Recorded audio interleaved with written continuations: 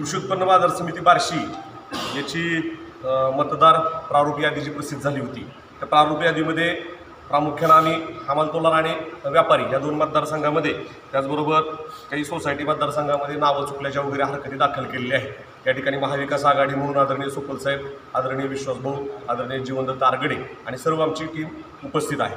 आत्ता वकील साहेबांनी व्यापारी मतदारसंघातल्या हरकतीच्या अनुषंगानं सांगितलं। हमाल तोलारांच्या मतदाराची जर यादी पाहिली आपण तर त्या ठिकाणी यादीमध्ये आम्ही 448 लोकांवर हरकती घेतली। 448 लोक बोगस पद्धतीने ह्या यादीत घातले।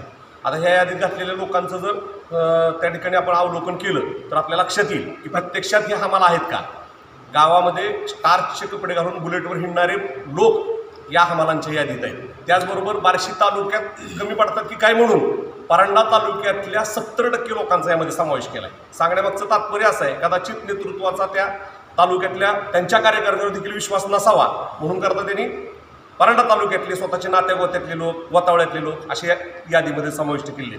या हमाल तोलाराच्या यादीमध्ये त्या ठिकाणी प्रारूप यादीत जो नावाचा समावेश केलेला आहे त्या नावाचा समावेश करत असताना जे काही पणन मंडळांनी निर्धारित केलेले, विहित केलेले नियम आहेत ते नियम डावलून त्या ठिकाणी त्यांचे बायलॉज डावलून त्या नोंदी घेतले। आत्ता जिथं प्रॅक्टिकल लोक काम करतायत, जे लोक पाठीवरती पोतं घेऊन हमाली करतायत, वारणी, तोलार या पद्धतीच्या मूळ लोकांना ते आपल्याला मतदान करणार नाहीत या दुष्ट हेतूनं त्या ठिकाणी त्यांना वगळलेलं आहे आणि स्वतःच्या सोयीसाठी स्वतःच्या मर्जीतल्या लोकांची नावं त्या ठिकाणी घातलेली आहेत। विशेषतः राऊतचाळ, दत्तनगर, आरणगाव, जामगाव, धोत्र, त्याचबरोबर आगळगाव, त्याच पद्धतीनं परांडा तालुक्यातलं शिरसाव, जावळा, पिंपळवाडी अशा काही गावांची नावं आहेत की तुम्हाला बघितल्यानंतर आश्चर्य वाटेल की ह्या गावातले लोक कधी हमालीला बार्शीत आलते आणि ते सुद्धा लोक त्यांपैकी काही लोकांना तुम्ही ओळखणारे आहात, काही नोकरदार आहेत, काही शासकीय कर्मचारी आहेत, अशा देखील लोकांना या नावामध्ये समाविष्ट करण्यात आलेलं आहे।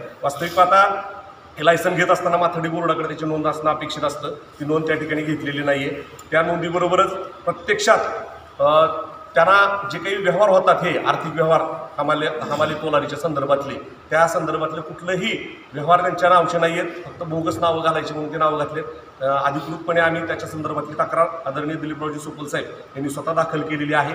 त्याचबरोबर हमाल तोलार मतदारसंघामधून ज्यांनी निवडणूक लढवली ते श्याम शिंदे यांनी देखील एक तक्रार दाखल केली आहे। कर्मचाऱ्यांनी ज्या हमाल तोलारांची नावं वगळली अशा 148 लोकांनी आमची नावं वगळली म्हणून तक्रार दाखल केली आहे। अशा पद्धतीनं ह्या तक्रारी दाखल झाल्यात। कालच दैनिक सकाळमध्ये BDRनी पब्लिकेशन देऊन त्या ठिकाणी यादी प्रसिद्ध केलेली आहे। आपण देखील आपल्याला यादी आता थोड्याच वेळात देण्यात येईल। यादी पाहिल्यावर आपल्याला या बोगस कार्यपद्धतीचा अनुभव येईल। थोडक्यात सांगायचं असं आहे की लोकशाही वाचवण्यासाठी आम्ही सगळेजण एकजुटीनं महाविकास आघाडीच्या नावाखाली या सगळ्या निवडणूक प्रक्रियेमध्ये आदरणीय सुपलसाहेबांच्या, विश्वासभाऊंच्या, आरगडे साहेबांच्या नेतृत्वाखाली ह्या निवडणुकीत पहिल्यापासून सहभागी व्हायचं ठरवलं आहे। त्याचा भाग म्हणून आज या हरकतीवर एवढ्या मोठ्या प्रमाणात हरकती घेतल्या आहेत। वास्तविक पाहता हमाल तोलार असेल किंवा व्यापारी असेल याच्यामध्ये पणन महामंडळाचं जे वेब पोर्टल आहे त्याच्यावरची मतदार संख्या आणि या यादीतली मतदारसंख्या याच्यामध्ये तफावत आहे। सोलापूर जिल्हा हे जिल्ह्याचं ठिकाण असताना तिथल्या व्यापारी मतदारसंघातली संख्या